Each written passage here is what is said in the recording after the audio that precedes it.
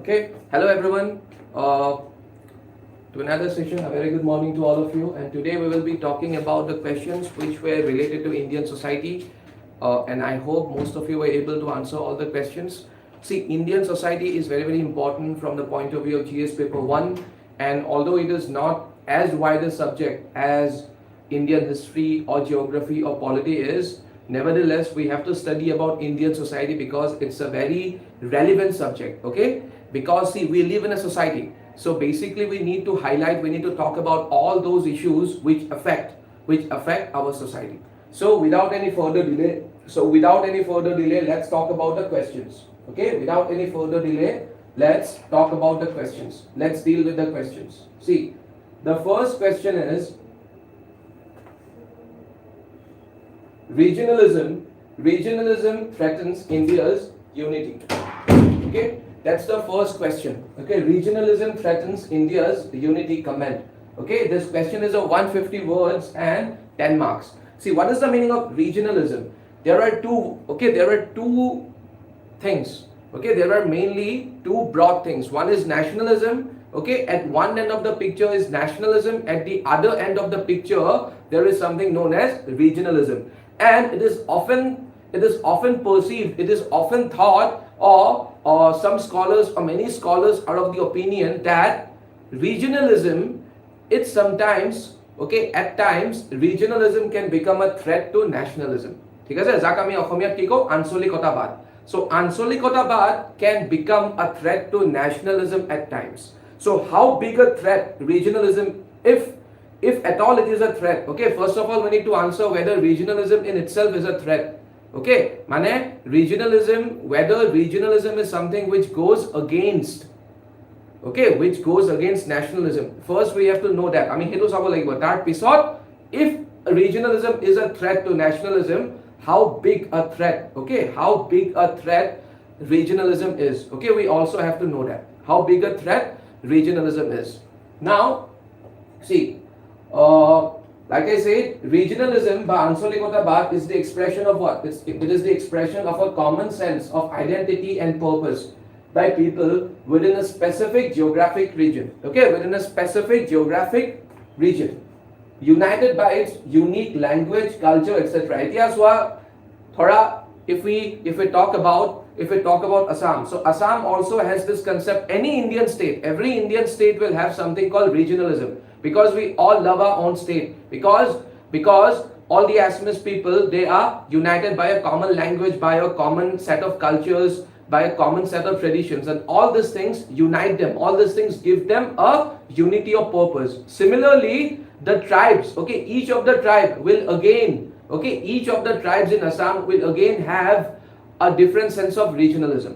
So regionalism itself can be further divided into certain subcategories. Okay, for example, all the people of Assam, they will have a sense of regionalism because all of us belong to Assam, and all the Assamese speaking people.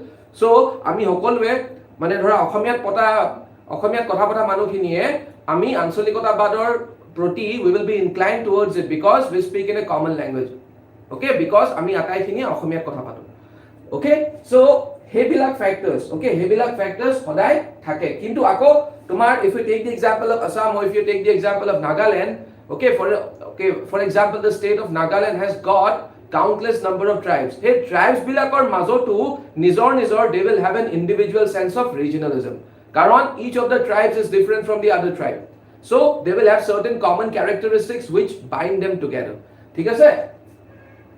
Now swa, like any other thing, regionalism, okay, regionalism also has certain positive things. Okay, it will be having upsides and it will also be having downsides.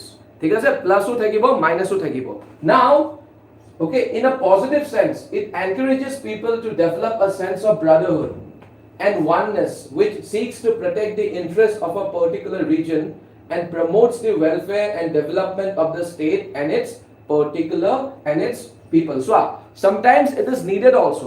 Sometimes when you feel that your state has been wronged by whatever reason, sometimes when you feel that your state hasn't seen, that your state hasn't witnessed the kind of progress it should have witnessed. For example, অসমত যদি হিমানটো progress হোৱা নাই, than the people of Assam because we are getting affected the most. So in this particular example which I am referring to, in this particular scenario, having a sense of regionalism also gives us the bargaining power. Okay, we can put forward our demands. We can say that, see, this is where we have been wrong because we have not been able to make the same kind of progress. We haven't been able to make the same kind of progress that we should have made, okay, till now. So this is where you need to correct your policies or measures. So, you know, in this particular scenario, regionalism is considered to be, it is more like a boon than a curse, okay, in this particular scenario, because it gives you the bargaining power. Okay, it gives you what? It gives you the bargaining power. To bargain koribo para. ঠিক আছে? But like any other thing, it also has a downside, and in the negative sense, it implies ki excessive attachment to one's region, which is a great threat to the unity and integrity of the country. So we all should love our individual states, we all should love our individual culture, but that does not give us the right to hate somebody else's culture, to hate somebody else's state. Okay, we all have a right to love our Assam, but that doesn't mean the other states are bad. That doesn't mean the other people living in other states are bad. Okay, and sometimes we get so attached to our culture, to our state, that we forget, that we tend to brush off the other cultures, that we tend to brush off, or we tend to disregard the people of other states. We think that you are the best. That's when the problem begins. But that's when the problem begins. Jetia ami nijoke horbe horba boli bhabu aru baki sobok amatke kom boli bhabu. ঠিক আছে, that's when the problem begins. আৰু a excessive regionalism by excessive patriotism is known as what? Jingoism. We should not be jingoists. We should not be blind supporters of our state or even of our country. Okay, if our country or if our state is doing certain wrong things, we should question those wrong things. We should be able to correct those things. So sometimes excessive attachment to one's region also poses a threat to the unity and integrity of nation, because what? This is why we consider India is still a nation in the making. Okay, we have not been able to evolve into a nation by far. India is still a nation in the making because of these things, because of these discrepancies. Okay, because of these things, India is still a nation in the making. We are still trying to unite every nook and corner of India. Okay, we are still trying to unite every nook and corner of India. In the name of what? In the name of nationalism. So now, obviously there are various reasons which give rise to what? Which give rise to regionalism.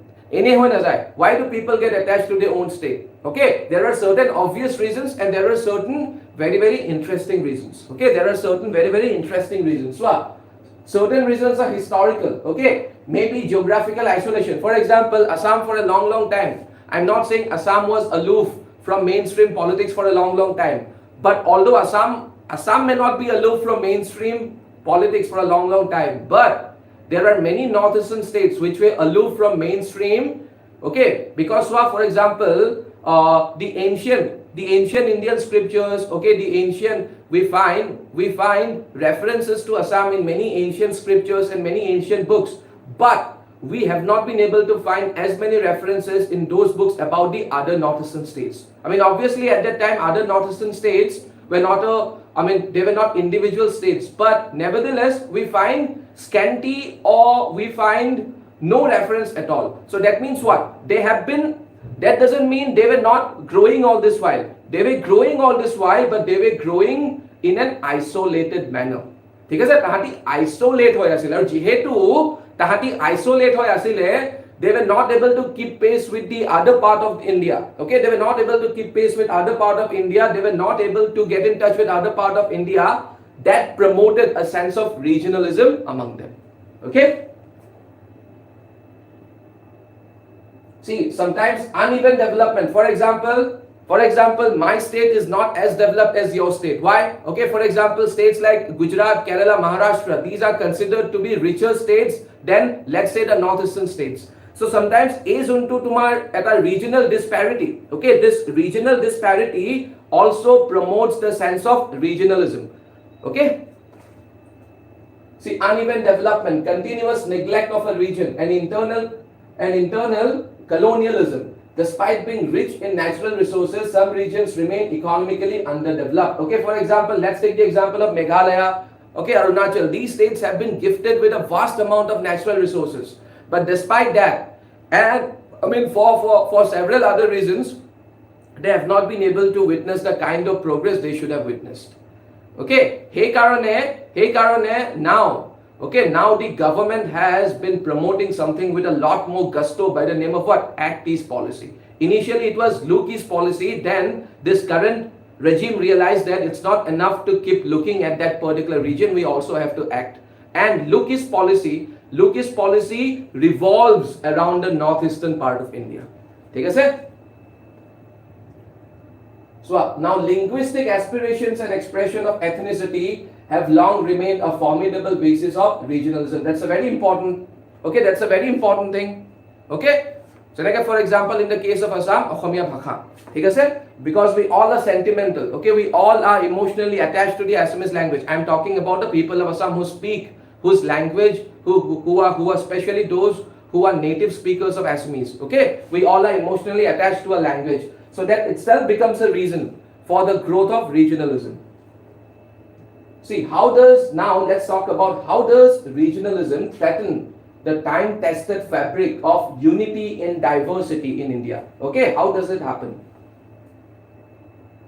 Abhijit Bora, so can we call Khalistani movement an example of regionalism? Yes, Abhijit. Khalistani movement which is going on in Punjab for quite a long time, okay, it can be termed as an example of regionalism. I'll come to that.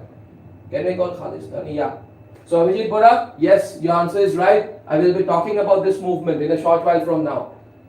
See, now regionalism, when evolves to movements, often result in violent agitations, disturbs the law and order situation. Here we can give the example of what? The Khalistani movement.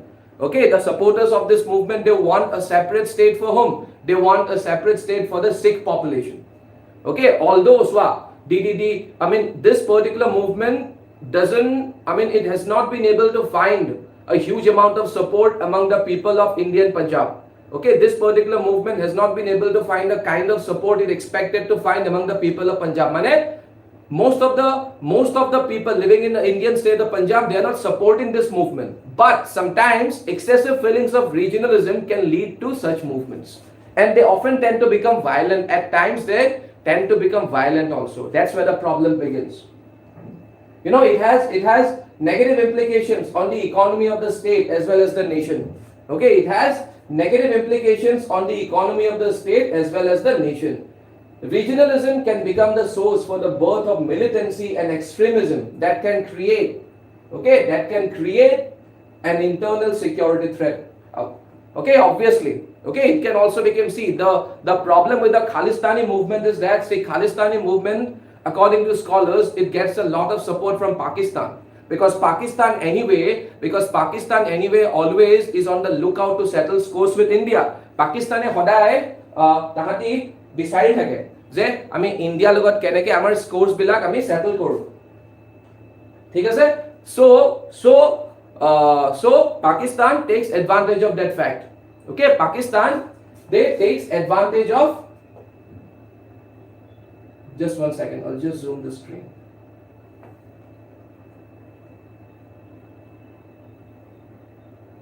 Okay, so Pakistan, so hey karne Khalistani movement is becoming a huge cause of concern for India, because Pakistan often takes advantage of this fact, and it takes advantage of this fact to create further disruptions in Indian politics.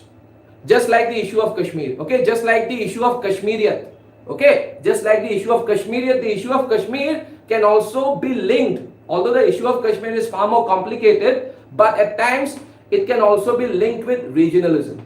Okay?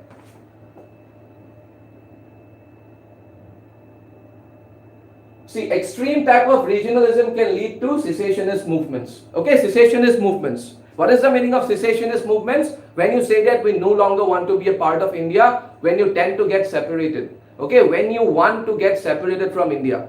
Okay, Ulfa once upon a time at the peak of its movement, it wanted to, it wanted a separate state. Okay, it wanted a separate state. But then when you want to secede, okay, when you want to secede, when you want to secede from India, that's an example of what? That's an example of a secessionist movement. For example, okay, for example, the Khalistani movement. Okay, extreme regionalism in Punjab has led to this movement. But fortunately, there was a recent article in the Hindu, and that particular article says that, I forgot whether it was an editorial piece or it was an article in the editorial page. It said that the Khalistani movement, although it has been going on for quite some time, okay, it has been going on for a long time in Punjab, the normal people, the ordinary people like you and me in India and Punjab, they are not supporting this movement. They do not want Punjab, they do not want a separate state for the Sikhs. They are happy being Indians.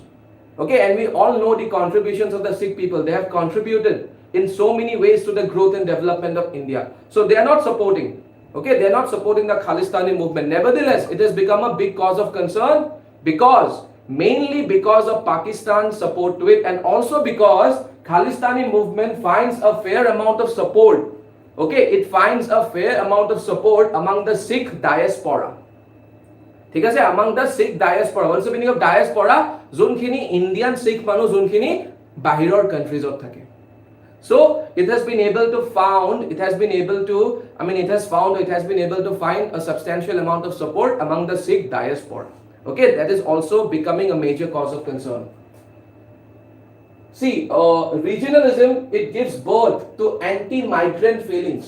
Okay, it gives birth to anti-migrant feelings. Okay, this can also be called xenophobia. Ami bhabu je, so we have a fear of foreigners. Anti-migrant, if somebody from another state or if somebody, let's say from another state is coming to my state. Okay, for example, once upon a time in Maharashtra, it used to be a very big problem. Okay, the Maratha sense of regionalism. Okay, once upon a time, Maratha, once upon a time, it was totally against the migration of people from states like UP and Bihar. Okay, it was totally against it. It was totally against it, especially under the regime of when I'm talking about when Bal Thackeray was alive. Okay, when Shri Bal Thackeray was alive, when Shiv Sena was a very powerful. It was a force to reckon with. Once upon a time, while Bal Thackeray was alive, it was a great force to reckon with in Maharashtra. At that time, the Maratha sense of pride or the Maratha regionalism, it was totally against the migration of people. Okay, because they often used to come to Maharashtra in search of a better job. Okay, so they were totally against the migration of people from Indian states like Uttar Pradesh and Bihar. So hey karne, at times it gives birth to what? Anti-migrant feelings among the states. Okay, so and same kind of a situation, okay, is also happening in Tamil Nadu now. See, and obviously regionalism affects elections greatly because of the vote bank politics.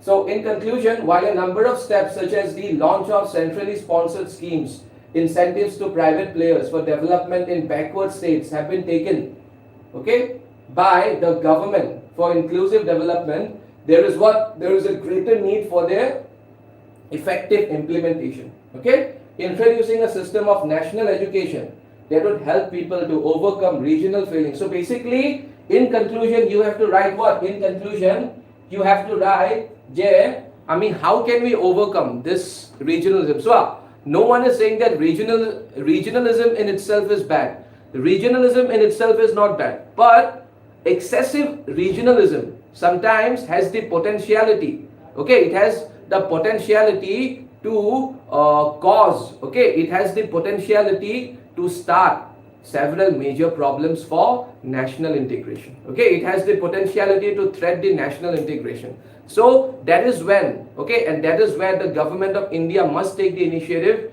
It should, for example, if the people of a particular state are feeling alienated, if they think that we have been neglected by the central government, so it is the duty of the central government to assure them, okay, to assure them or to address their concerns. That's how it is supposed to be done. Okay.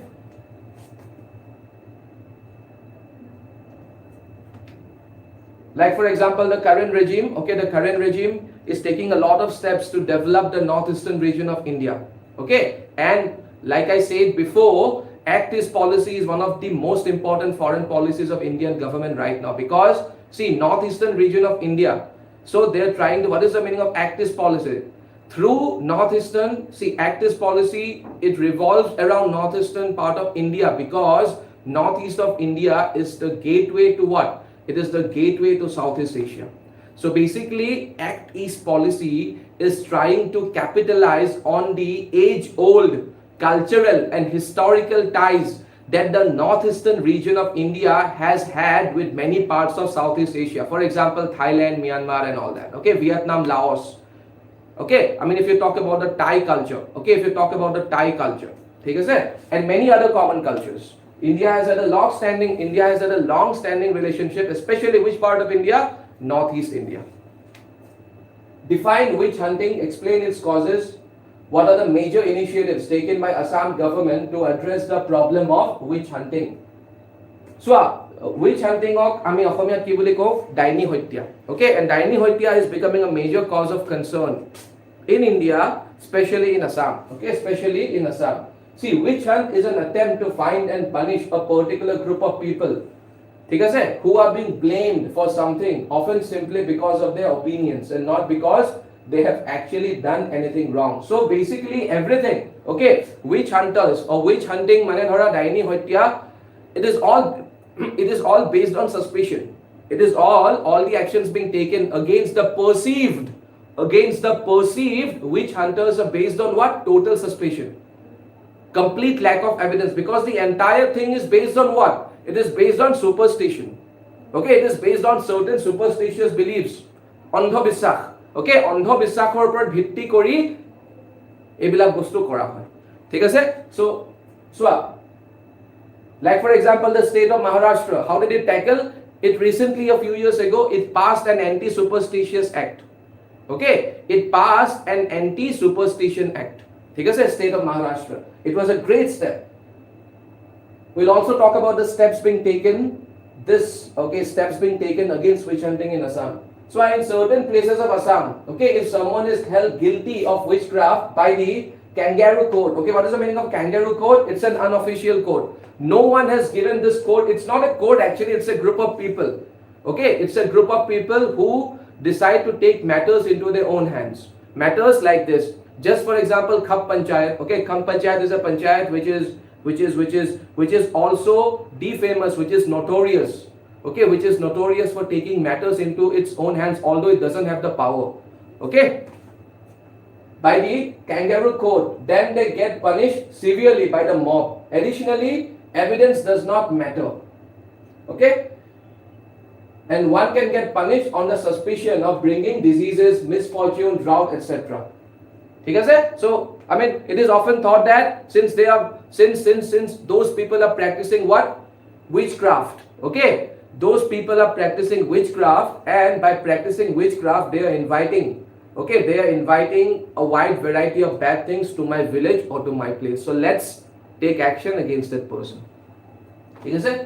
Most of such cases are reported from BTAD.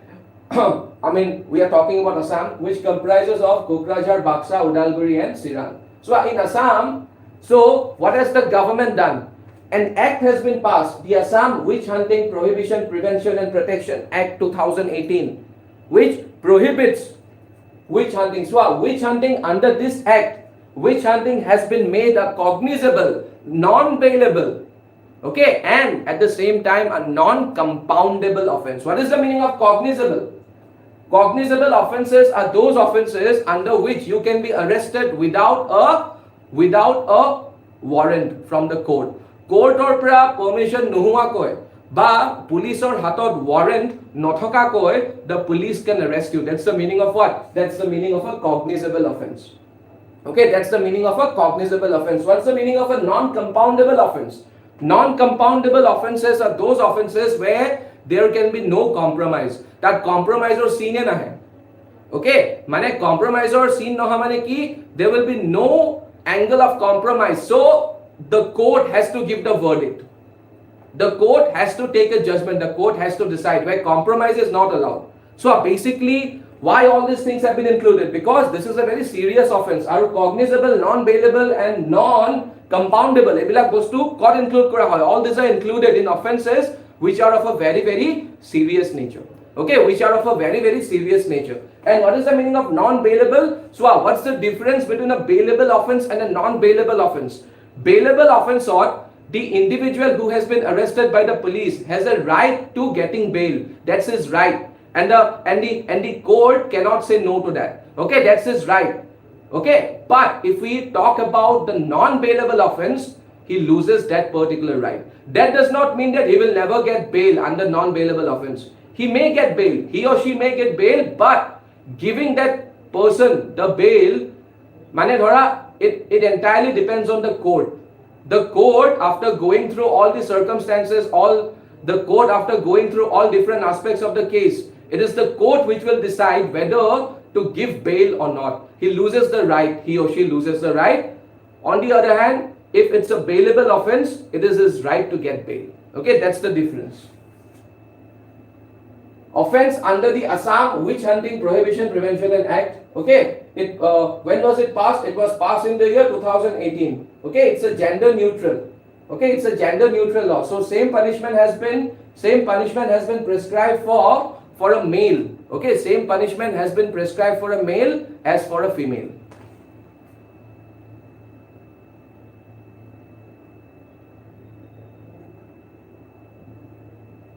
See, attempt to commit the crime of witch hunting will what? Invite imprisonment and fine. Okay, there is something called Assam Victim Compensation Scheme 2012 as well. Okay, which was again amended by the Governor of Assam in 2019. Okay, by revising the quantum of compensation. So we basically give a certain amount of compensation to the victim of all these crimes, of this particular crime of witch hunting. In the scheme, state government shall allot a separate budget for the purpose of the scheme every year. Okay. Now, and this particular scheme, the Assam Victim Compensation Scheme, it is operated by Assam State Legal Services Authority through the District Legal Services Authority.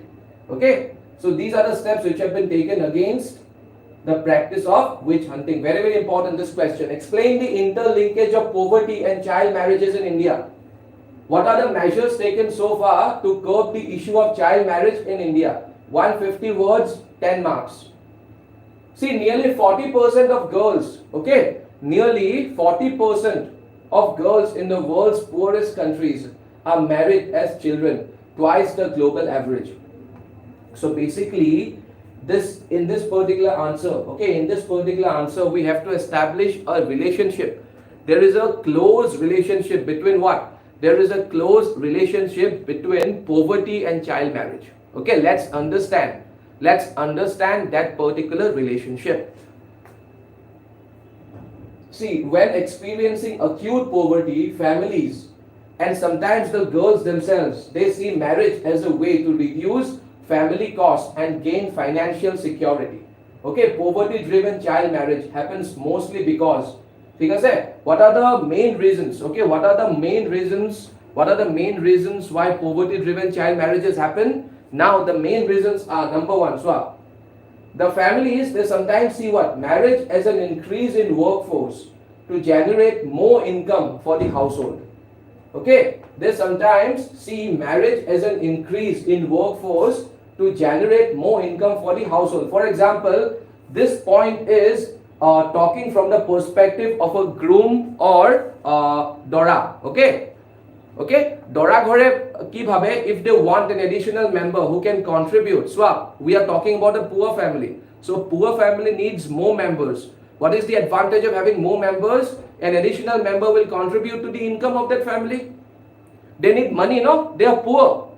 So, okay, that's what has been said in this point. Now the second point, so poor children, they often lack access to education and welfare and protection safety nets. Because they are not educated, that is only if they are not going to schools. Okay, if they are not going to schools, what will they do? Okay, if a girl is not going to school after a certain point in time, let's say she studied till class 5 and then she got dropped out of school. She left going to school. So the parents think that at the same time we are also not living in a very good time. A lot of antisocial crimes are happening.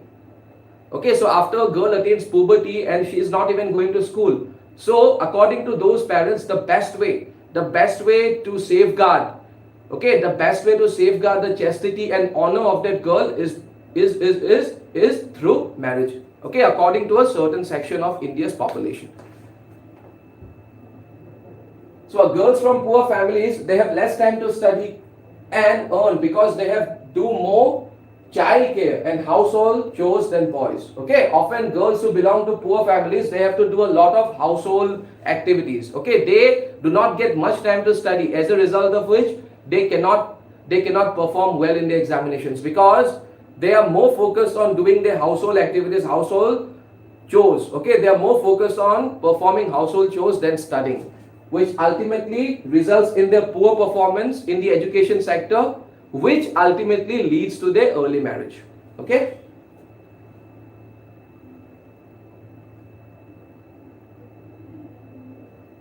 See, now this is a very important point. Sometimes their marriage may be used to do what? See, there is this concept of bride price. Okay, what is the meaning of bride price? Bride price means joutuk nohoy. Okay, although it has a close relation with joutuk, joutuk or unutato. What is the meaning of bride price? Bride price is, it refers to a certain amount of money or certain things which are being gifted to the family of the bride, which are being gifted to the bride's family by the groom. Okay, koina ghorok dia hoy kar falor pra dora jonor falor pra. A certain amount of money or a certain amount of money or certain things. So, and this thing actually, bride price may not be prevalent or it may not be practiced or it may not be widely practiced, but it is being practiced. Okay, bride price as a ritual is being practiced by many tribal societies in India.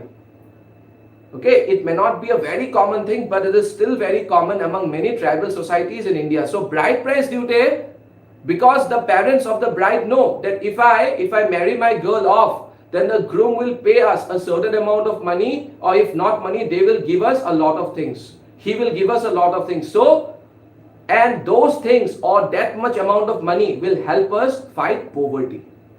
Okay, so with that objective in mind, they often give their girl in marriage at an early age. Okay, see, this is the bride price. And obviously, if the girl's family, now talking from the point of view of the girl's family, okay, ami hokolbe janu jotukor bikhoye, dowry. By the way, it's a crime. Okay, it's a crime. So jotuk ba tumar dowry jetia dio dibo loga swa, ebilak mane ki hoy, ebilak kisman koa kotha, it's a crime. Okay, Okhomot hoitu we do not practice jotuk ba dowry. But in many other Indian states, it is being practiced openly. It has become almost like a ritual. Okay, it has become almost like a ritual. Now if you think from the perspective, of a bride's family, okay, there is a tradition that if a young girl, okay, if I am the father of a young girl and if I decide to marry her off, now the dowry which I have to pay, okay, when my girl is young will be less than the dowry which I have to pay when my girl will become a bit older. When she is of the right age, I have to pay a bigger dowry, okay, a bigger dowry amount. So that prompts many parents to give their girls in marriage at an early stage, just to avoid paying a bigger amount of money in the name of dowry. Okay. See, Government of India has already enacted laws like Child Marriage Prohibition Act 2006 and started many initiatives like Beti Bachao Beti Padhao, okay, Sukanya Samriddhi Yojana, to incentivize the people to give equal treatment to their daughters. Okay, equal treatment to their daughters and sons. So certain national schemes, okay, related to maternity benefits and the survival and education of the girl child, which addresses the problem of child marriage directly or indirectly. For example, Dhanalakshmi, okay, Rajiv Gandhi's scheme for empowerment of adolescent girls. All these are steps which have been taken by the government. Further, Government of India has introduced Childline with short code 1098, a 24/7 telephone emergency outreach. Okay, it's like a hotline number for children in crisis which responds with suitable interventions to calls. Now, what is the way forward? So this question can be important from the examination point of view because we all are aware about the recent crackdown which happened in Assam. A recent crackdown on child marriage was initiated by the government of Assam. ठीक है sir? Wherein the government of Assam, it launched what? It launched an LT, it launched an anti-child marriage drive. So this question can be important. Okay, this question can be important from the point of view of mains. Okay, so way forward ki a lot more needs to be done on factors closely linked to child marriage, including eradication of poverty, better education and public infrastructure facilities. Okay, raising social awareness on health, nutrition, regressive social norms and inequalities. There needs to be a focus on an all-pronged approach to end the practice. Strong laws lage among strict enforcement, preparing an ideal situation on the ground to ensure that the girl child gets an education. This child is this line is very important to ensure that the girl child gets an education. You know, there's a very strong relationship. So education, it has been found that many young girls, okay, it has been found that many young girls who have attained puberty, it has been found that many young girls after attaining puberty, they stop going to schools mainly because of what? They stop going to schools mainly because their schools do not have separate toilets for girls. So out of a certain amount of fear and out of a certain amount of, out of a certain amount of shame, okay, and out of a certain amount of fear, or they are quite apprehensive about going to schools because that school doesn't have separate toilets for girls. And what is happening because of this? Since they're leaving school, since they're leaving their education behind, their parents are marrying them off. So that is also promoting child marriage. Okay? So all these things need to be taken care of by the government. Now see, explain the idea of urban planning and development. Okay, explain the idea of urban planning and development. Substantiate it. Okay, explain the idea of urban planning and development. Substantiate it. Okay, substantiate it with examples. Throw light on designing cities that work in favor of women's safety. See, urban planning is the process. It's a very easy question. Urban planning. What is the meaning of urban planning?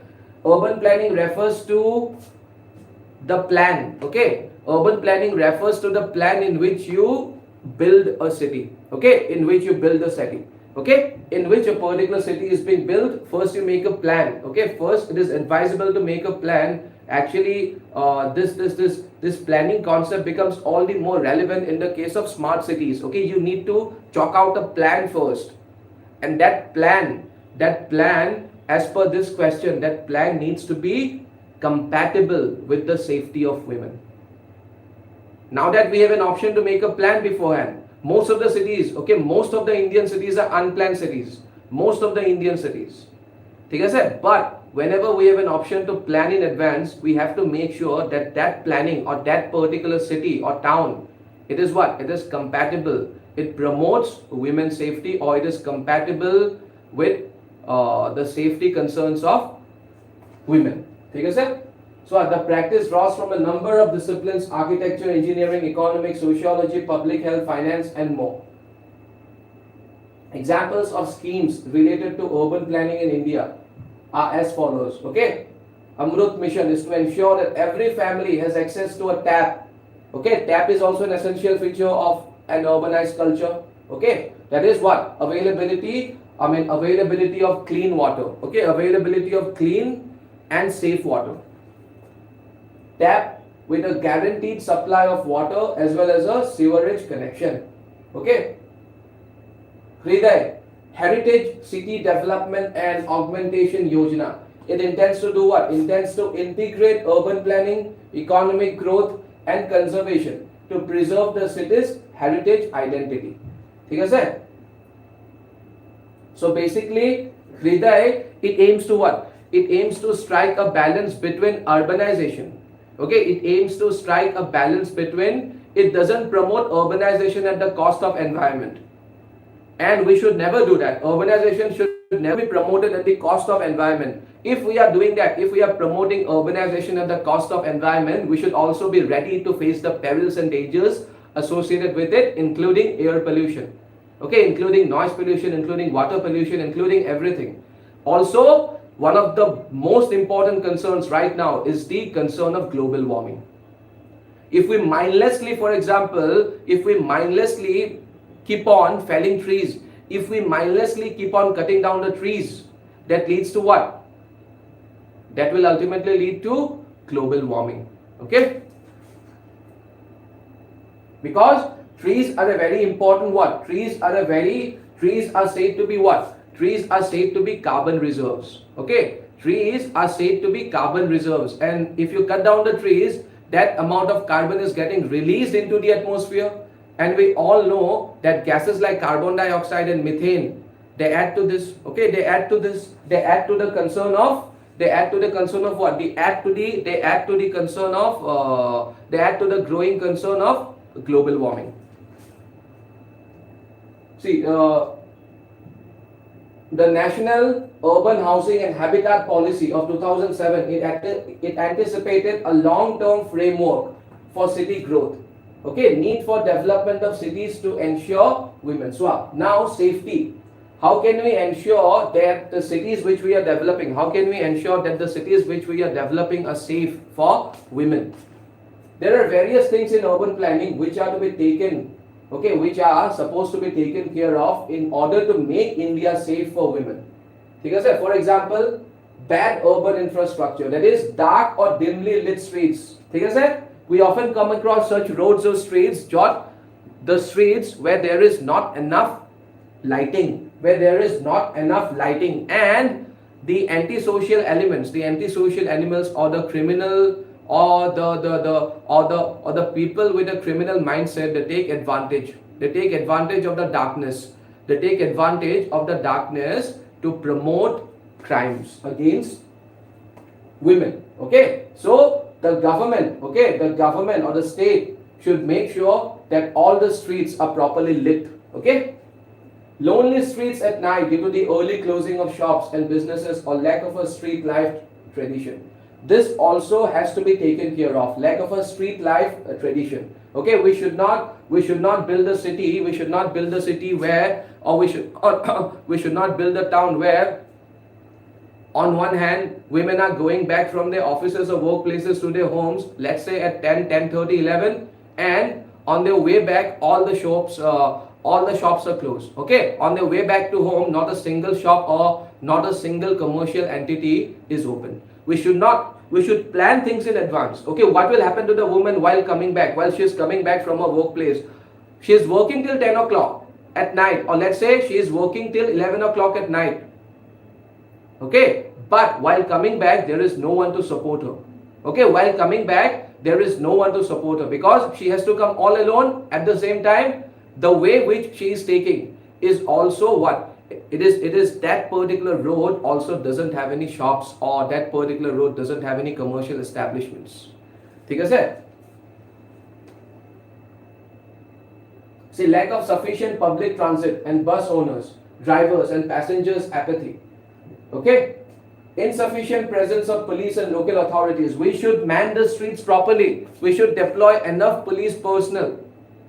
Okay, we should deploy enough police personnel along the streets. Okay, even if the shops are closed, we should deploy enough police personnel along the streets to take care. Okay, to avert any such situation from happening. Okay, and the police personnel must be deployed. They should remain in the streets for as long as the women do not go back, or for as long as the women do not go back to safety. So this much has to be done. And all these are features of what? All these are features of a proper urban planning.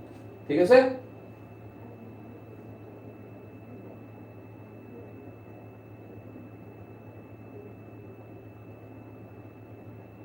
See, urban planning in India does not factor in gender perspectives. Okay, that is something which we need to change. Okay, when we do urban planning, urban planning is something which cannot be gender neutral. Because urban planning is something which cannot be gender neutral. We need to take certain extra measures for the safety of women, especially at this time when the crimes against women in India are growing substantially. Okay, when crimes against women in India are growing exponentially. Especially at this time, we need to take certain extra measures to promote the safety of women. Okay, sir? Now let's look at the next question. Globalization has enabled terrorism to become a truly global phenomena. Comment. Okay? See, globalization and terrorism, they have a relationship, no doubt about that. That many are noticing in the moment. Historical events as well as data patterns have proved this to be accurate as well. What is the meaning of globalization? In simple words. Okay, in simple words, what is the meaning of globalization? Okay, if I have to put it across simply, globalization has made the entire world like a small village. Okay, globalization has made the entire world like a small village. Okay, sitting in Guwahati, we know what is going on in other countries, and they also know what is going on in Assam or Guwahati. So it has what? It has promoted interconnectedness. Okay, you can say it has promoted interconnectedness between citizens of different countries. But that interconnectedness, see, globalization in itself is not a bad thing. Okay, globalization has promoted many benefits. Okay, globalization has brought in many benefits for India. Okay, for example, ever since India promoted LPG, that is liberalization, privatization and globalization. So globalization component has been there ever since 1991 when India did structural reforms. So ever since then, India has reaped the benefits of globalization. But in recent times, what we have seen is globalization has also promoted terrorism to a certain degree. Let's find out how. Okay, let's find out how. See how globalization has made terrorism a global phenomenon. Okay, globalization is a process of interconnectedness between many countries. If individuals in a country do not like how their country is being persuaded by foreign interference, they are more likely to take matters into their own hands. A beautiful example in this case would be the invasion of Iraq by United States of America. Okay, and many scholars are of the opinion that it was this invasion that laid the foundation of the growth of ISIS later. Okay, we all have heard of ISIS, and we also are aware of the innumerable atrocities and crimes committed by ISIS. But what we often ignore, what we often tend to ignore, or what we often turn a blind eye is the origin of ISIS. Many scholars are of the opinion that this invasion, okay, this invasion by a foreign nation, in this case it is the United States of America, this invasion of USA, okay, invasion of Iraq by USA led to what? It sowed the seeds. It sowed the seeds of animosity. Okay, it sowed the seeds of animosity among a certain group of people who later formed an organization by the name of ISIS and promoted all kinds of crimes against humanity, I would say. Okay. Now, fortunately, to a certain degree, we have been able to tackle this problem. Okay, there was a time when the entire Levant region, or where a substantial amount of Levant region, I'm talking about, when I say Levant, I'm talking about countries like Libya, Syria and all that. Okay, a substantial portion of the Levant region had come under their control. Okay, now with the help of security forces, okay, with the help of security forces of not just one country, but due to a joint effort, we have been successfully able to, with a joint effort, they have been successfully able to drive out the ISIS from that particular region. But that again has led to another problem. Okay, they just have been able to drive them out of that particular region, but there is a fear that they might have got settled down in places which are very close to India. So the problem of ISIS has also, it has also led to a security concern for India. So it is also something which is related to internal security. Okay, the problem of ISIS. Now, Swa, the point here I'm trying to make is, that is how, according to many scholars, ISIS came into being. Okay, they see this as another country invading their way of life and turning them to doing things against what they have believed in for centuries. Okay, what they have believed in for centuries. The increase of technological advancements globally made it easier for terrorists to carry out attacks as well as promote their ideals. I mean, obviously, so technological advancement again is a feature of globalization. Now the terrorists are no longer the terrorists who know nothing about technology. Okay, now they are very technology savvy. Okay, they are now very technology savvy. They know how to use modern gadgets. They know how to use modern weapons. They know how to use modern weapons, and all these things have helped them. All these things are helping them. Effectualizing their objectives. See, the internet, okay, one of the most important features or things of globalization is internet, and internet has also helped them to a very great degree. Internet has indirectly, so internet also has a good side also and has an ugly side also. Okay, so now we are focusing on the ugly side of internet, how it can be misused. See, internet has proven to be a useful tool to promote terror-based ideas. Okay, in the age of social media, Facebook, Instagram, okay, they often use these platforms. They often use the terrorist masterminds. Okay, for example, be it Al Qaeda, be it ISIS. Okay, they often they have teams. They have teams who keep an eye on all the social media platforms, and whenever they see any person who is showing an inclination towards their ideas, or who is showing an inclination towards their form of let's say Islam, okay, towards their form of Islam, whenever they saw such an individual showing any inclination towards their form of Islam, so they immediately contact that particular individual. ठीक है sir? Because the form of Islam which they are promoting, the terrorist groups, is a very violent form of Islam, which is not at all right, which is not at all acceptable, and which is not at all fair also. Okay, because the violent form of Islam suits their interests. They want to take revenge. The terrorist groups, they primarily want to take revenge. And how will you take revenge if you do not show the violent form? They want to take revenge. So showing the violent form of Islam, saying things like we are allowed to do this and we are allowed to do that, by saying things, they motivate people into doing those things. Because whereas an Indian has nothing to do with whatever happened in Iraq, yet he gets motivated.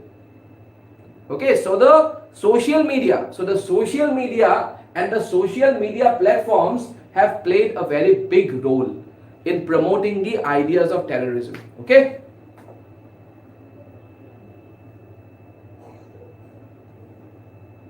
see, social media is widely used to influence and recruit youths around the globe to attack foreign nations. ठीक है sir? See, globalization has also made it easy.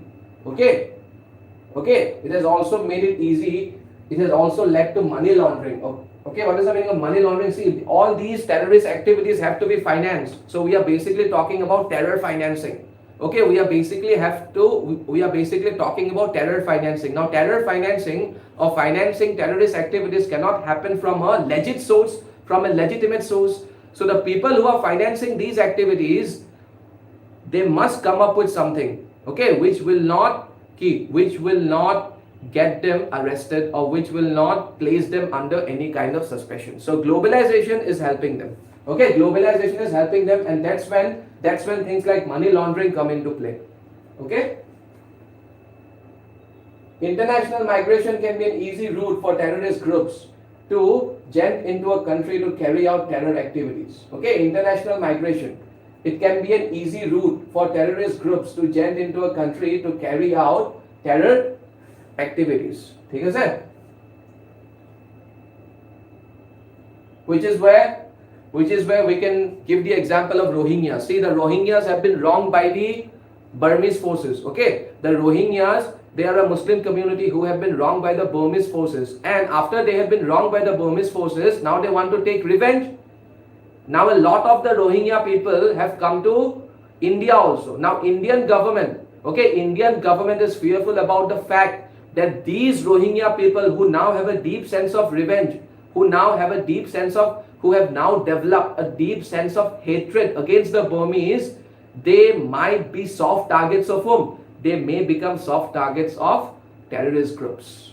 Okay, and that has raised concerns for the Indian government, because a lot of Rohingyas, they have gone to, some of them may have also gone to Bangladesh, but a lot of them have also taken shelter in India. Okay.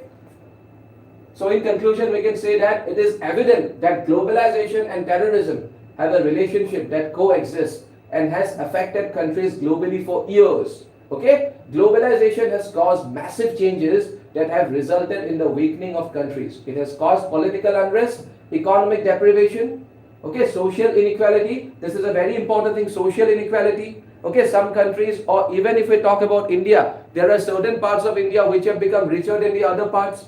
So globalization is promoting what? Social inequality, okay, and frustration among the population. The dissatisfaction among the population is a tool for terrorists to use at their disposal. Okay, this also becomes a tool for the terrorists to use it, and they use this tool and they use all these disaffections or dissatisfaction. They use all these feelings to their advantage.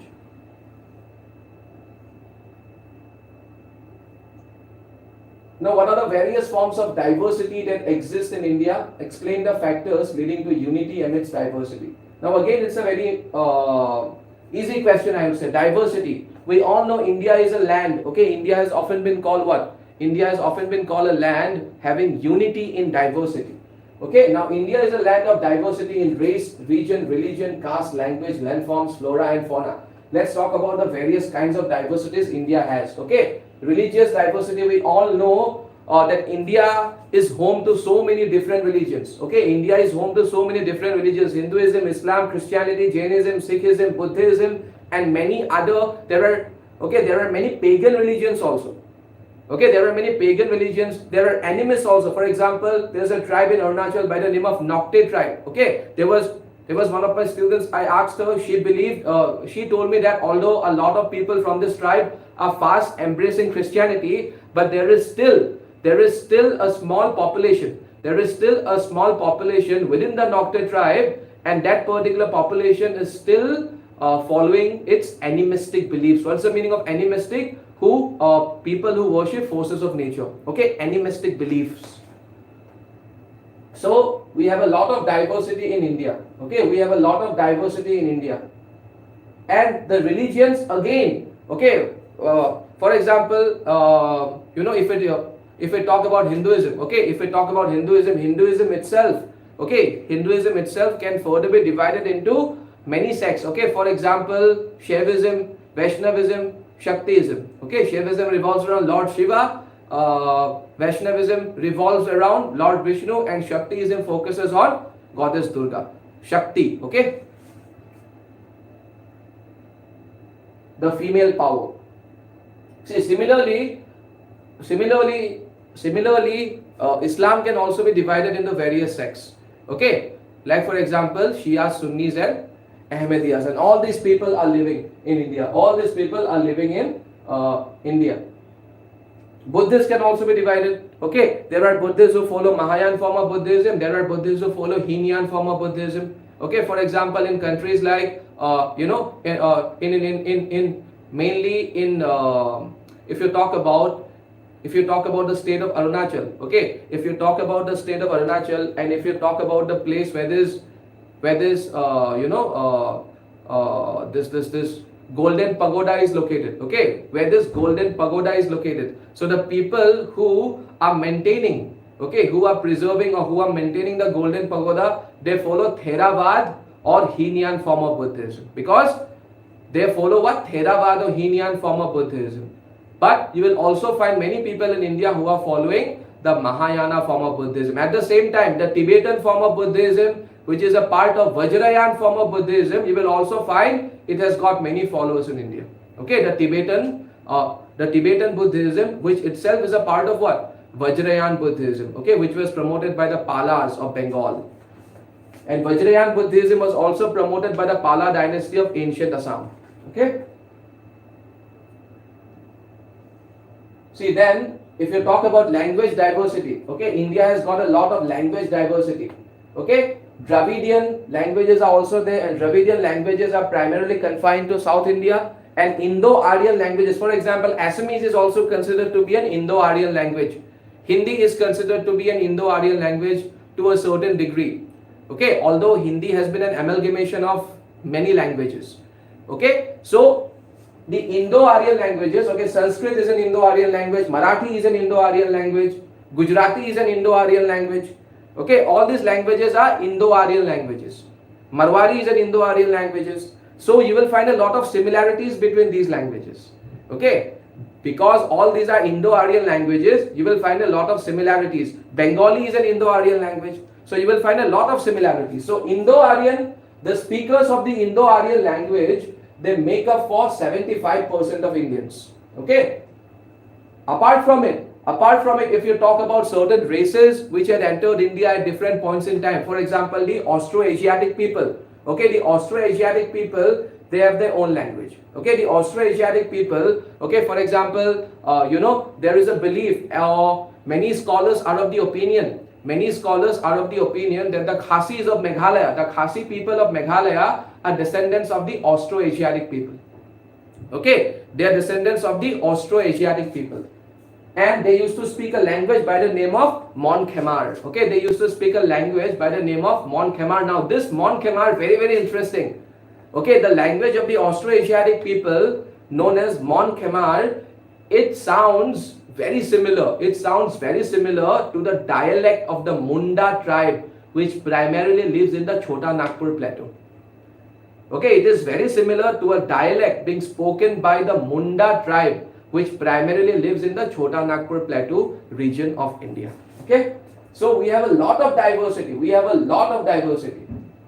See, after Papua New Guinea, which is a country, India is the second highest number of languages in the world. Okay. Now, if we talk about the caste diversity, okay, caste diversity, okay, for example, Hinduism, if you talk about the caste system, we all know about the 4 different castes, and there is, with time, many other castes, okay, with time, many other subcastes also got developed, okay, for example, Kayasthas also became a part of the caste system, but initially there were 4 castes, okay. So India has got a lot of castes, okay, Varna, the Vedas do not use the word caste, okay, the 10th mandala or book number 10 of Rig Veda, there is a Shukta by the name of Purusha Shukta that is considered to be the origin of the caste system, but it uses the word Varna, okay, Varna. Now ethnic diversity also, see, India has often been, India has seen so many invasions and so many migrations from ancient times till the modern times. So obviously, obviously India will see what? Obviously these people who belong to all different ethnicities, okay, they came to India and they eventually got settled in India. So obviously India will also have a lot of ethnicity. For example, you will also find the Mongoloid ethnicity, you will also find the you will also find the Tibeto-Burmese ethnicity, and you will also find the Austro-Asiatic ethnicity. Okay?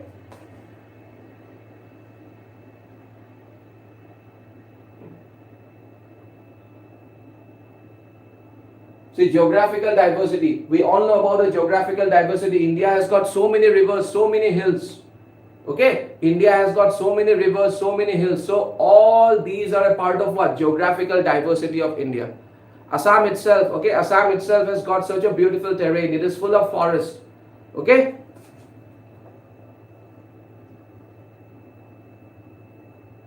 Now, what are the factors promoting unity and diversity? That is very interesting. Despite all this diversity, how come we are so united?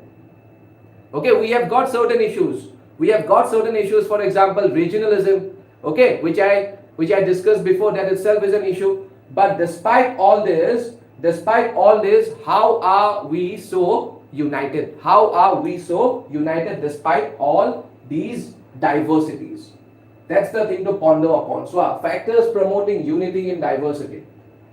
Constitutional identity. Constitution has played a very important role in spreading, okay, in spreading the values of nationalism, that we all belong to one nation.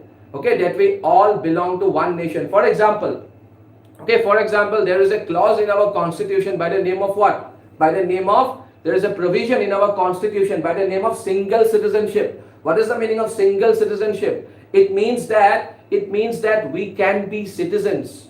We can be citizens of only India. We cannot be citizens of our individual states. For example, I cannot call myself a citizen of Assam. I am only a citizen of India. Okay? So things like these, okay, things like these have promoted what? Things like these have promoted a strong sense of nationalism. Okay? Then fundamental rights, okay, regardless of our age, gender, ethnicity, where we live, okay, regardless of our religious beliefs, we all have been guaranteed, all the citizens of this land of India have been guaranteed fundamental rights under part 3 of the Constitution. Okay? Okay, tolerance towards religion. It is a very important characteristic of India. We all know India is a secular country. I'll come to that separately. We have a separate question based on secularism or India's model of secularism. Okay? Now, interstate movement, Article 19(1)(d) of the Constitution ensures freedom of movement throughout India's territory. So, just because we have a huge amount of diversity doesn't mean the states are not interacting with, okay, doesn't mean that the states are not interacting with each other. We are interacting with each other. A lot of trade is happening, okay, a lot of trade is happening between the states. A lot of trade is happening among the states. And it is again a constitution. Okay, it is again a constitutional thing because the Constitution has under Article 19, okay, it has sanctioned interstate movement. Okay, and at the same time, see, Article 19(1)(d) has also talked about what? Article 19(1)(d) has also said that if I am from Assam, okay, if I am from Assam, no one can stop me from going to, let's say, Gujarat.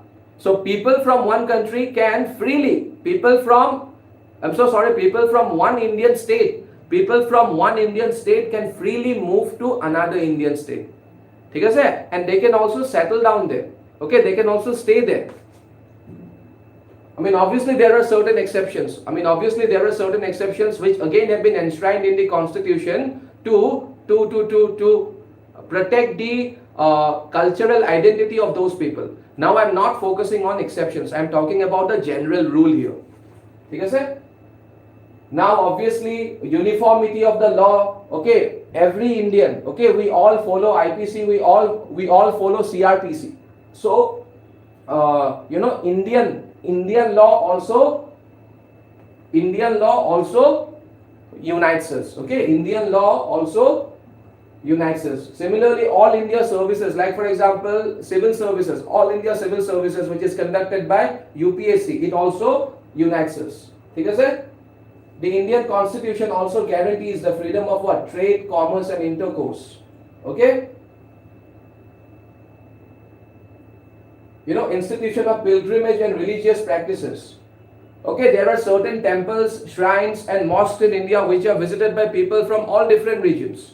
Okay, which are visited by people from all different regions. For example, if you talk about the temples, okay, if you talk about the temples which are located in the beautiful Himalayan state of Uttarakhand. Okay, Uttarakhand. So people from all over India, okay, people from all over India visit those temples. Okay, people from all over India visit those temples.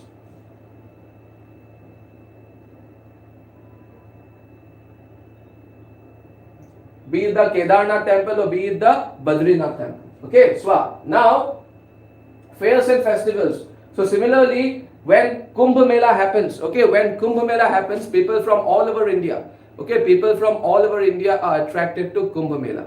Then they do not say that just because I am from Assam, I will not, let's talk about something intrinsic to Assam. Okay, every year the Hivodol of Sibsagar promotes what? Every year the Hivodol of Sibsagar during Shivratri it celebrates Shivratri in a very big manner. Okay, it celebrates the Hivodol of Hivohagor. It observes Shivratri in a very big manner, and now it has been made what? Now it has been made an international festival also.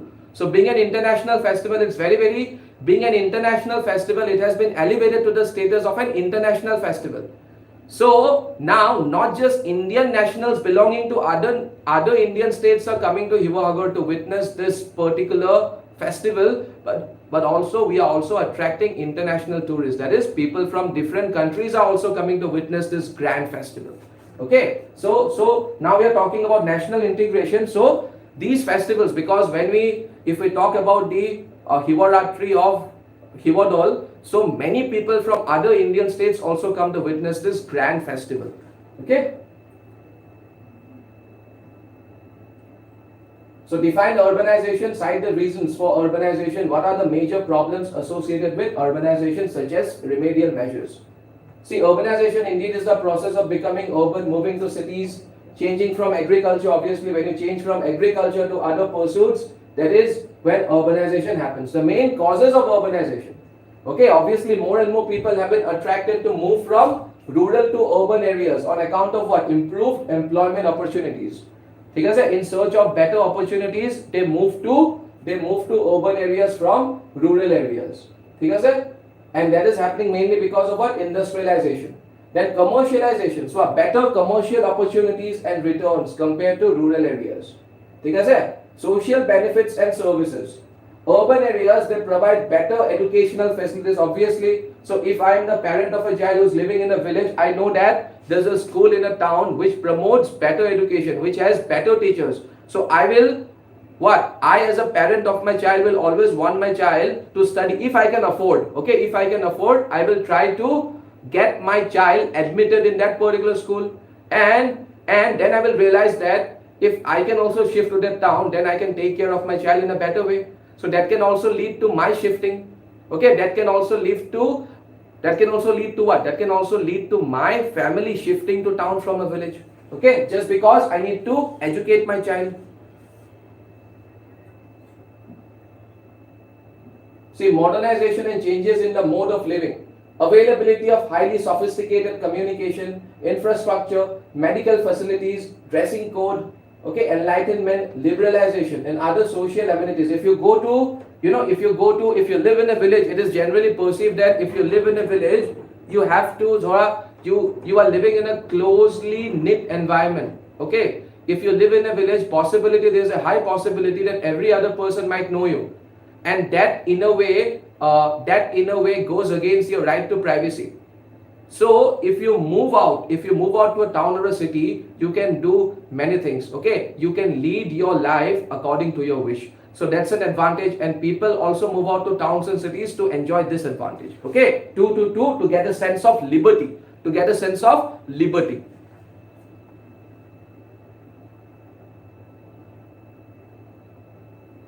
Now, problems associated with urbanization. So, a dwelling crisis. Now, so many people have started coming to urban towns and cities that the space available for them has begun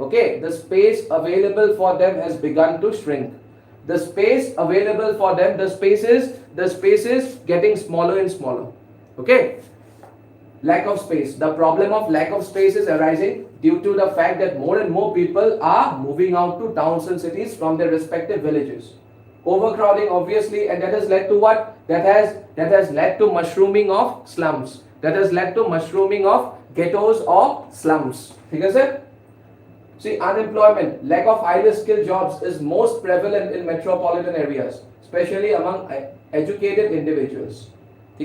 When more and more people, obviously, when such a huge number of people will move out to towns and cities, obviously it will lead to what? It will lead to lack of employment. Okay, because still India has not been able to reach that particular stage where employment opportunities are more than the number of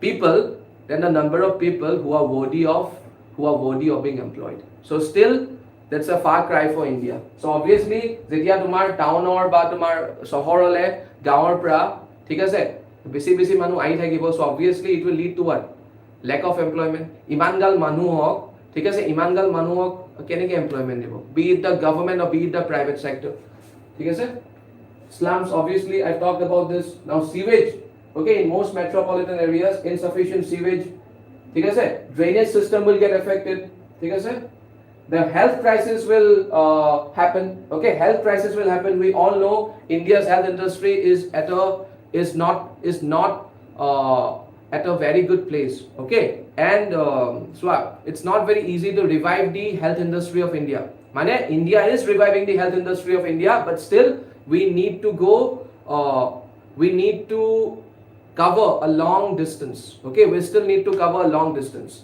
so we are reviving okay we are reviving but it will need us many number of years to go to a stage where we can say that India is one of the best healthcare industries in the world okay right now we cannot say that but India is doing a lot in this particular department so obviously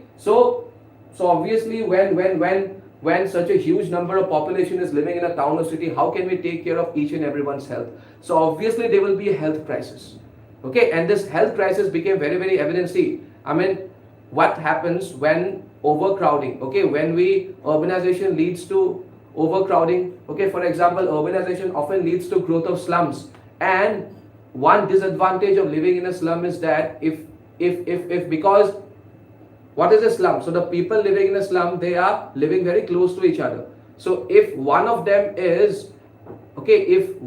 gets contracted with a viral disease the other people will also get contracted with the disease within a very short span of time this is what happened in the case of COVID-19 so it became even more evident that okay the concept of slums okay COVID-19 was a direct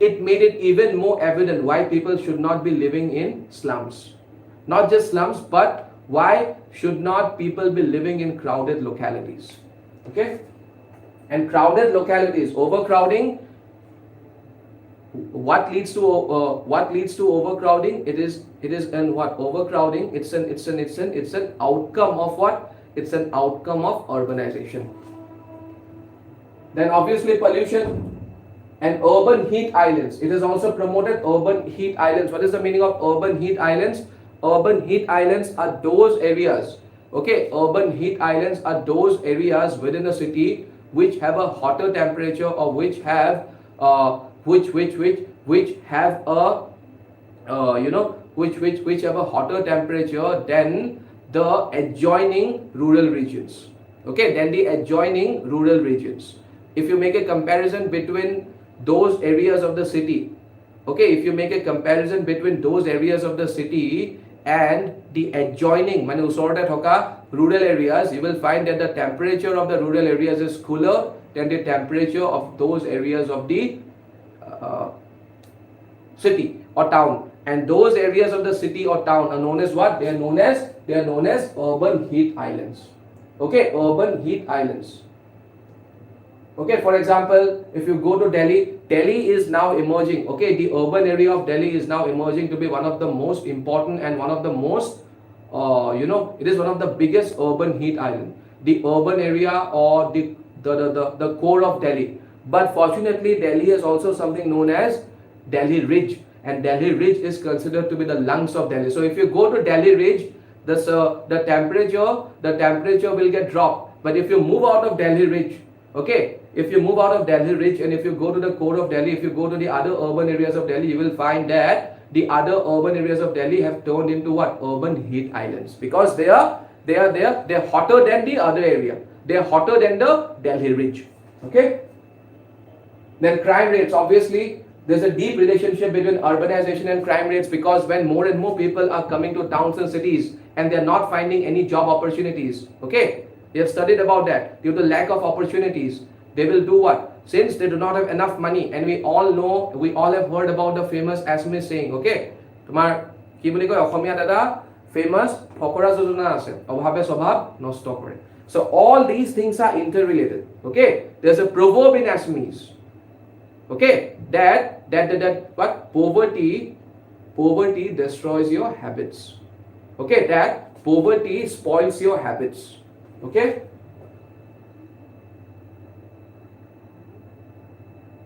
See, and what are the remedial measures for the adverse effects of urbanization?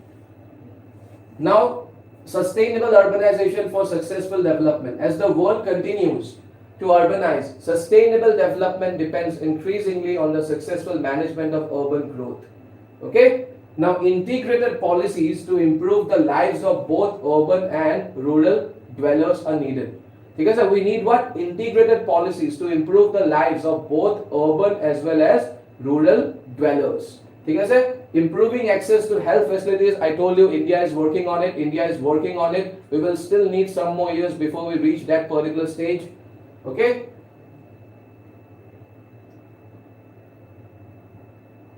And improving sanitation and transportation facilities in slums and establishing clinics and healthcare facilities.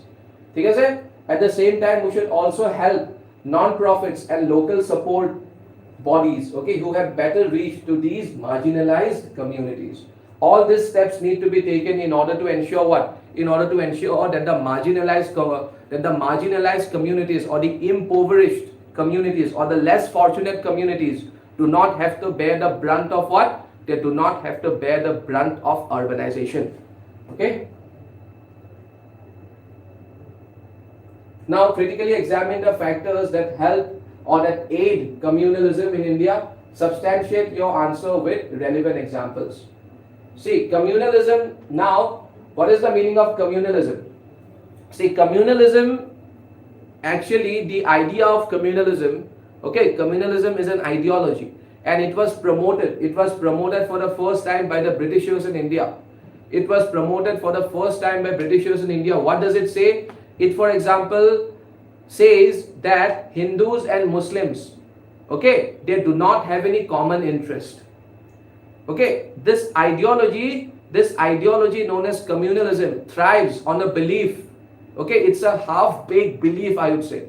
This belief does not have any basis, but it thrives, it survives on the belief that Hindus and Muslims do not have any common interest, be it financial interest, be it economic interest, be it religious interest, or be it any kind of interest, be it cultural interest, okay, be it political interest, or be it any kind of interest, they do not have anything in common. And because they do not have anything in common, they do not stay together.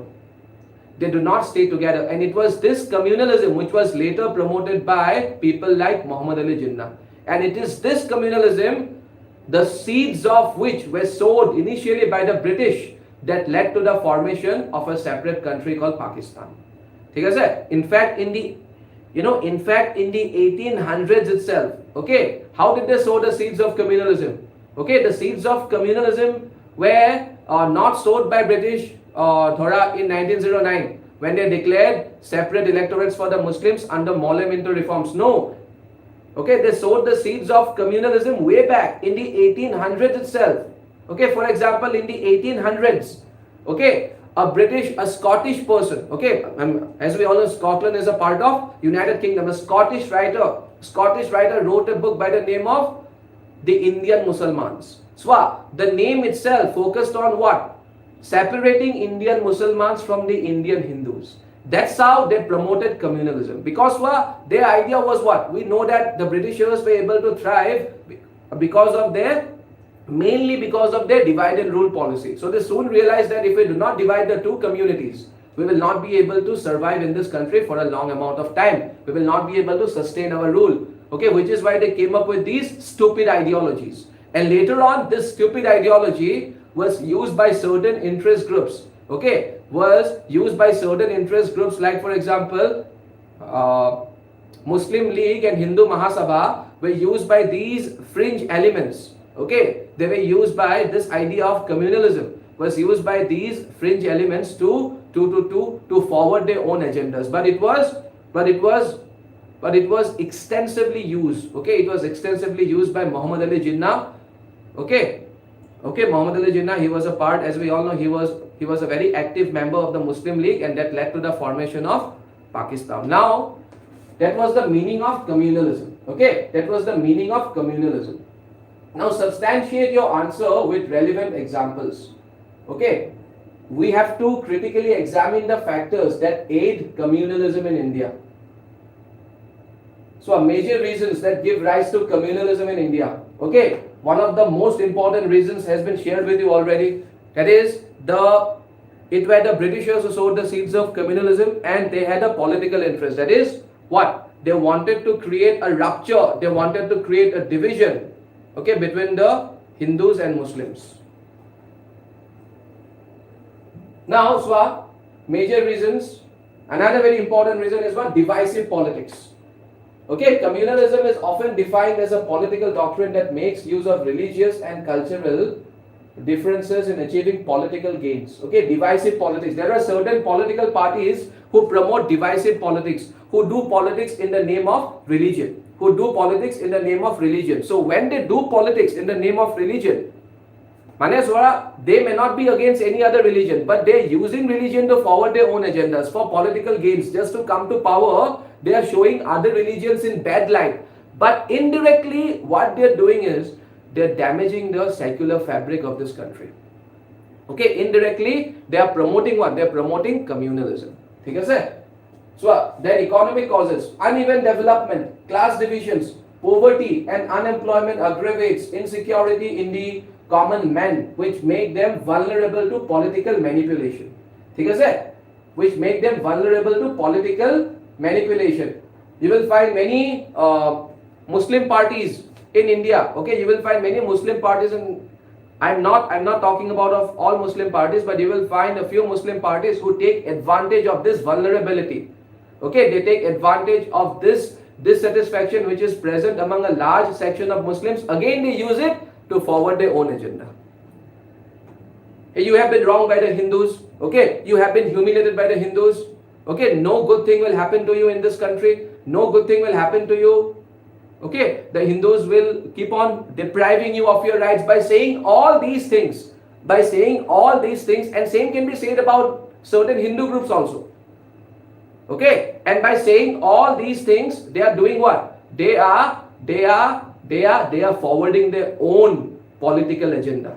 Everything is politically motivated. Okay. See, history of communal riots. You will be surprised to know. Again, you will be surprised to know that communal riot, no communal riot, according to scholar, no communal riot happened in ancient India and medieval India. No communal riot. We do not have any records. No communal riot. Yes, riots happen, uprisings happen, revolts happen, peasant revolts happen, but no communal riots. Mane, riots in the name of religion. The first communal riot happened in India under the rule of the Britishers. They were the ones who engineered these communal riots. And see what it led to eventually. This communal riot which was introduced, which is believed to have been introduced by the Britishers in India, it ultimately led to a bloody massacre in 1947. Okay, which we today sadly remember as partition of India. So this is a very dangerous thing. Okay, when you are indirectly promoting communalism, तुम्हारा goal achieve हो जाए. You want to become a minister, you want to become a politician, you want to establish your base as a politician, and just because you want to establish your base, if you engage in divisive politics, if you engage in communal politics, okay, by engaging in politics, by engaging in communal politics, you have what? You have attained your objective, but you have caused irreparable damage to the secular fabric of this country. Then politics of appeasement, okay, prompted by political considerations and guided by their vested interests. Okay, political parties take decisions which promote communal violence. Politics of appeasement. Okay, for example, if you are appeasing a particular community so much, okay, for example, in the Indian National Congress has often been accused, I am saying, okay, I'm not sure whether it's a fact, it's an accusation. It has often been accused of appeasing the Muslims way too much. And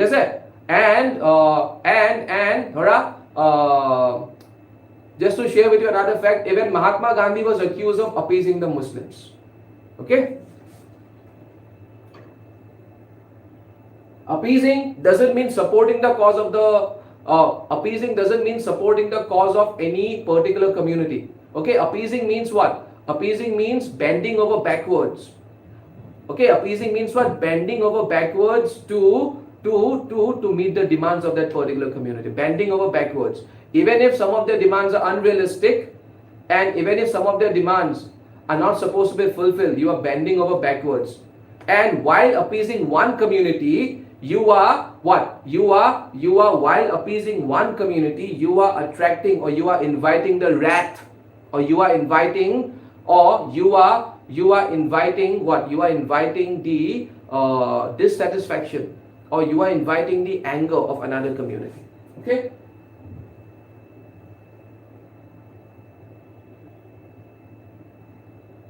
So a weak law and order is one of the causes of communal violence. Psychological factors. Okay, then the lack of interpersonal trust and mutual understanding between two communities. They can also result in perception of threat, harassment, fear and danger in one community. Okay, when two communities do not trust each other, how to build trust? Okay, for example, this is where education plays a very big role. Okay, this is where education plays a very big role. When a Muslim will be having Hindu friends, when a Hindu will be having Muslim friends, when a Hindu will be having Christian friends, when a Muslim will be having Buddhist friends, automatically the trust factor will get built. And if we have enough trust, okay, if the communities have this trust factor among themselves, then there is a less possibility. Okay, the possibility of a communal riot happening will be much lesser. Okay, but it is also one of the reasons which leads to this. Then role of media. We are living in very dangerous times, my dear friends. Okay, media is expert. Okay, certain sections, if not the entire media fraternity, certain sections of the media have made it into a habit of what? Sensationalizing matters. They have made it into a habit. They are experts in making a mountain out of a molehill. Mane eku nuhua koi tahati bahut besi koi diye. Okay, eku nuhua koi tahati bahut besi koi diye. So they are also causing a lot of damage, and they are also promoting what? They are fanning the flames of communalism. They are fanning the flames of communalism. This must be stopped. Okay, this must be stopped. Now in conclusion, we can say there is a need to reform in present criminal justice system, speedy trials and adequate compensation to the victims. Okay, increase in representation of minority, community and weaker sections in all wings of law enforcement, training of forces in human rights, especially in the use of what? Especially in the use of firearms in accordance with UN Code of Conduct. Okay, it is necessary to curb communal violence. Now see, let me also share with you something very interesting. So there is a notion among a large section of Muslims that when it comes to employment opportunities, they are not given the same kind of employment opportunities as their Hindu counterparts. Now this is completely false. Now in order to get jobs, you need to be educationally qualified. You need to be eligible for those jobs. And if you read history, it's a fact that in terms of educational qualification, or in the area of education, there is a gap of one generation between Muslims and Hindus. Why? Mainly because of certain clerics. Okay, mainly because of certain religious leaders among the Muslims who were able to keep the Muslims away from scientific based education for a long time. So that generation gap of one, that one generation gap, or that particular gap is, we will need some more time. We will need some more time to fulfill this particular gap. So that does not mean because of this gap, it is because of this gap that most of the Muslims may not be as eligible as most of the Hindus. Because of this gap, this has nothing to do with what? The deprivation of Muslims has nothing to do, it is not something which has been done deliberately. Kuno Korana. It were the Britishers who used this gap of education between the Muslims and education, between the Muslims and Hindus, who used this gap of one generation, and they started portraying this. They were the ones who gave this idea to the Muslims that see, the Hindus are depriving you of their jobs. They never told them the real reason. Against what they played? What? They played the politics of division. They played divisive politics. Okay, the Britishers also promoted divisive politics. The reason was something else. The reason was educational backwardness. And this educational backwardness, when the Hindus were making significant progress, the Muslims were not making a lot of progress at the same time. I'm talking about that time. Why? Because they were held back by the clerics. They were held back by the clergy. So here's into gap hoigol. It is for this gap. Okay, that particular gap. Okay, that particular generation gap is something, okay, which is relevant even today, and it has continued to have repercussions ever since then till today. But this does not mean that the Muslims have been deliberately deprived of job opportunities. No one can deprive you of any job opportunity if you are eligible enough. Okay, so that thing also needs to be addressed in order to what? In order to put an end to communalism. That thing also needs to be addressed. It was a thing which was promoted by whom? This, okay, fear among the Muslims of not getting jobs was promoted by the British. They never said the real thing. Okay, discuss the concept of Indian secularism, throwing light on its constraints and prospects. What are the various threats to Indian secularism? Explain. See, the term secular, it means what? The term secular, in a way, it means when a particular state, okay, when a particular state has got nothing to do with religion. See, India, if you look at the word secular, okay, if you look at the word secular means what? Where state or the government is completely different from the religion, or where the government of a country has got nothing to do with religion, that is considered to be a truly secular country. Okay, for example, so that is the meaning of secular, and we all know India is a secular country because India does not have any state religion. Okay, India does not have any state religion. India has always been a secular country, although the word secular was only added by the 42nd Amendment Act. Okay, it may have been added only by the 42nd Amendment Act, but India has always been a secular. Right from the ancient times, India has had a rich history. India has had a rich history of secularism. If you look at kings like Ashok, if you look at kings like Kanishka, they were known for their spirit of secularism. Even Gautamiputra Satkarni, even the Satvahanas were known for their secular spirit. Even the Guptas were known for their secular spirit. So India has had a rich tradition of secularism.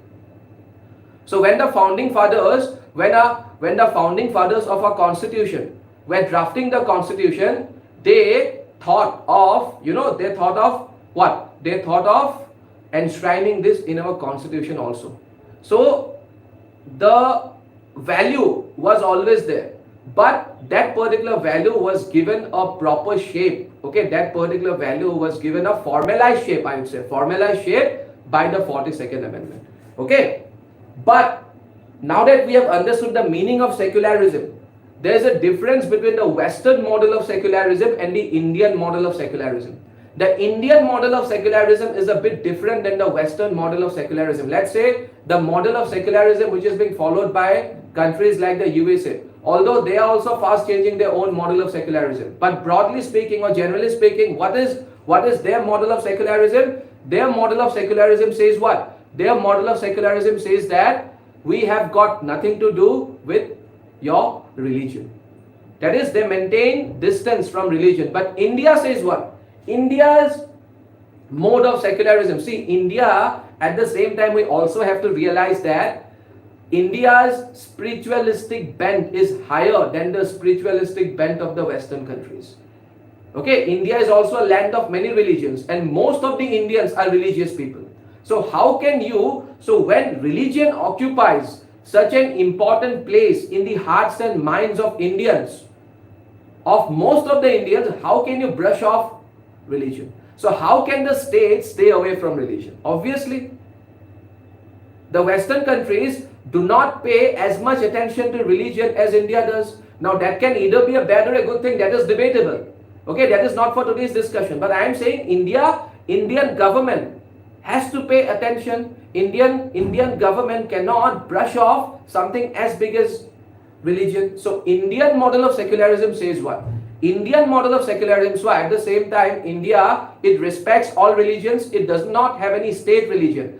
But at the same time, Indian model of secularism, and this has been enshrined in the constitution also, it says constitution has given the authority to the Indian government to interfere or intervene in those matters of a particular religion which are not an integral part of that religion. Let's take the example of triple talaq, because triple talaq was not a core principle of Islam. It was in fact against the tenets of Islam.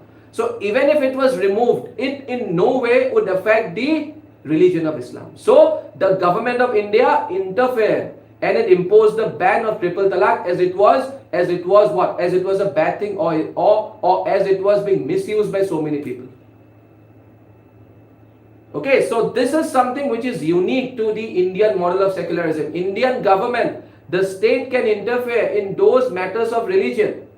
The state can interfere in those matters of religion which are not integral to the survival of that particular religion. Same was also seen when the Supreme Court of India passed a judgment against the restriction of women belonging to a certain age group into the Sabarimala temple of Kerala. ठीक है sir? So that is what? That is the Indian model of secularism. Now let's talk about what are the various threats to Indian secularism.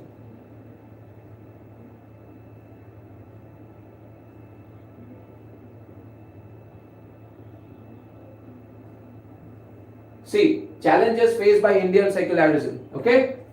Mingling of religion and politics, that is mobilization of votes on grounds of identities like religion, caste and ethnicity, have put Indian secularism in danger. When you are asking votes, okay, so in a way, when you are promoting what? Divisive politics, when you are doing politics in the name of religion, gender, when you are doing politics in the name of religion and caste, so that will ultimately have what? That will ultimately have repercussions. Boinu Dongle, sir, can we say that it's teleological ideology? Which is the question you are answering to? Boinu? Which is the question you are answering to, Boinu? Boinu, can you please tell me which is the question you are answering to? So communal politics, okay, communal politics operates through communalization of social space by spreading myths and stereotypes against minorities. This is very, very important. Myths. Zunbela goes to Huayne, they will say such things. Just to make sure that they get the support of their community. They will create their own myths to show that their community has been wronged in the past. So now is the time to settle scores. Okay, my friends, please beware of these things. So by spreading myths and stereotypes against minorities through attack on rational values and by practicing a divisive ideological propaganda and politics. This was also done by Hitler. Okay, this was also done by Hitler, because Hitler wanted to take, he wanted to kill so many Jews. So he also promoted an anti-Jewish propaganda, which we call anti-Semitism. Okay, he was one of the biggest promoters of the anti-Semitism feeling. Because and we all know the kind of atrocity. Okay, and we all know the kinds of atrocities being done by Hitler. Now, so politicization of any one religious group leads to the competitive politicization of other groups. Okay, thereby resulting in inter-religious conflict. One of the manifestations of communalism is communal riots. In recent past also, obviously communal riots is also a threat to India's secular structure. Rise of Hindu nationalism in recent years. Okay, they have also resulted into mob lynching. So mob lynching, okay, mob lynching, it made headlines so many number of times in recent past. Now, when you are attacking someone just based on suspicion,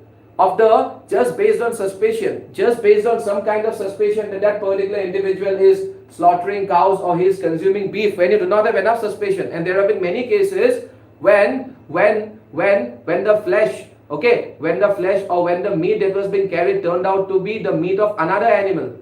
Okay, there have been many such cases. We all are aware of this. Now, all these incidents develop a sense of what? They develop a sense of anger among members of the other community. Okay. Now, in addition with this, forced closure of slaughterhouses, campaigns like Love Jihad and all, okay, reconversion of Ghar Wapsi, they what? Reinforces communal tendencies in society. Okay. So, as far as possible, all these things should be avoided.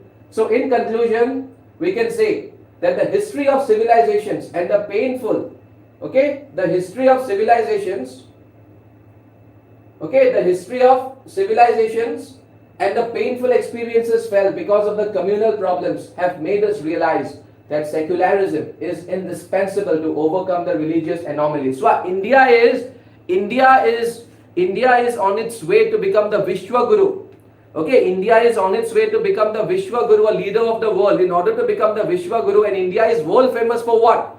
India is famous for certain principles. Number one is democracy, and number two is secularism.